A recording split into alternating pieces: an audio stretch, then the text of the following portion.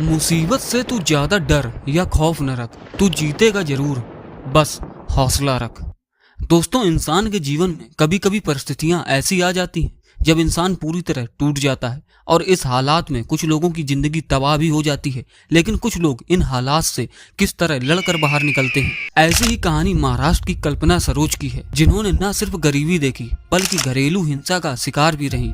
लेकिन उन्होंने खुद को इतना बुलंद किया कि आज एक वो सफल नारी। दोस्तों, ये कहानी है अकोला जिले के छोटे से गांव रोपरखेड़ा से संबंध रखने वाली कल्पना सरोज की, जिन्होंने कई सालों तक गरीबी, घरेलू हिंसा और समाज के ताने सहे, लेकिन हौसला बनाए रखा और आज वो एक सफल महिला है। कल्पना को बचपन से पढ़ाई का शौक था, लेकिन परिवार की गरीबी की वजह से वो बड़े स्कूल में ना पढ़ सकी, इसलिए उन्होंने गांव के सरकारी स्कूल में पढ़ना शुरू किया। लेकिन दलित होने की वजह से स्कूल के बच्चे उन्हें चिढ़ाया करते थे, इस वजह से उन्होंने स्कूल जाना ही बंद कर दिया।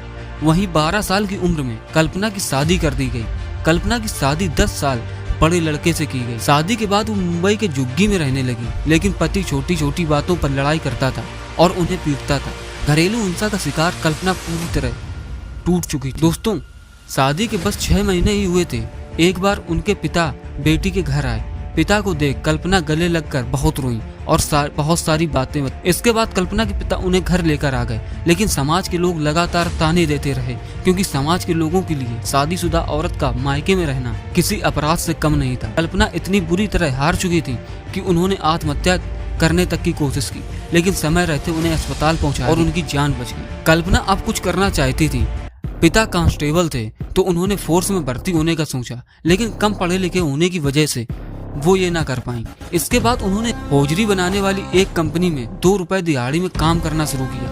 पैसों की तंगी के कारण बहन को दम तोड़ते देखा कल्पना ने कुछ अब बड़ा करने का सोचा। उन्होंने 50,000 रुपए कर्ज लिया और सिलाई मशीन खरीदी। काम अच्छा चला तो उन्होंने एक बुटीक खोल लिया।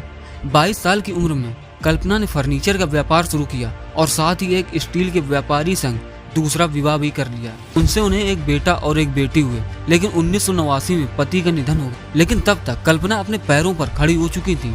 उस दौरान सुप्रीम कोर्ट ने एक बड़ा फैसला सुनाते हुए कामानी ट्यूब्स नाम की कंपनी, जो कि 17 सालों से बंद पड़ी थी, उसे मालिकों के हाथ से निकालकर वर्कर्स को चलाने दे दिया। सभी वर्कर्स ने कल्पना से मदद मांगी और कल्पना ने कंपनी को सारे कर्ज व विवादों से मुक्त करा दिया। इसके बाद कंपनी की कमान 21 मार्च 2006 से कल्पना के हाथों में आ गई। वर्तमान में कल्पना न सिर्फ कामानी स्टील्स बल्कि कल्पना बिल्डर एंड डेवलपर्स व KS क्रिएशंस जैसी कई कंपनियों की मालकिन है। साथ ही वो एक समाज सेवी भी हैं।